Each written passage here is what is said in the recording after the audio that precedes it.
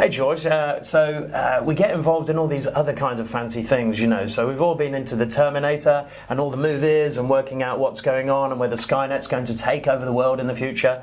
Actually, I'm really interested to know a little bit more about machine learning. Can you tell me? Can I tell you? Machine learning is really interesting. You've already experienced lots of machine learning. Okay. Actually, it's a really common platform in lots of consumer technologies and services used today. So in Spotify, for example, if they're recommending a playlist for you based on your music tastes, that's using large data and machine learning. If you get recommended products on Amazon, using machine learning, that kind of thing. Okay. That's also how the weather is predicted as well. So we're taking large patterns of data, interpreting it, and trying to make future predictions or identify trends for you. That's kind of the commonality underlying machine learning. But you can start tapping into these tools as a platform offering in technologies like Azure, and you can start making these predictions with your own data.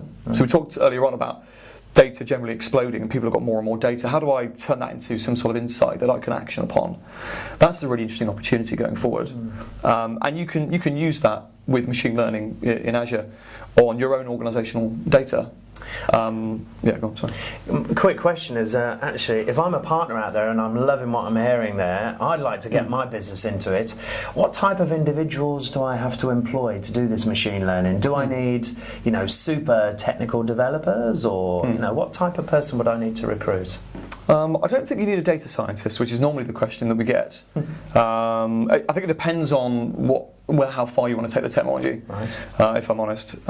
If you've got somebody that understands business intelligence and data manipulation, whether that's at kind of the fundamental level around visualization of data, you could reskill them into technologies like machine learning. Okay. It's very doable. Yeah, there's lots of really great online training content you can use. Okay. Yeah. You don't need to hire data scientists. No. Okay. Great. Well, that was the last thing I wanted to do. That would cost me the earth. But actually, great that you said that. Power BI, we love it. We're going to get more and more into that. We do all of our reports on it for all of our support stats, and it's a great reporting tool. And actually, engineers can get into that if they've got that old Crystal Reports background. So thanks for that. Great advice, George.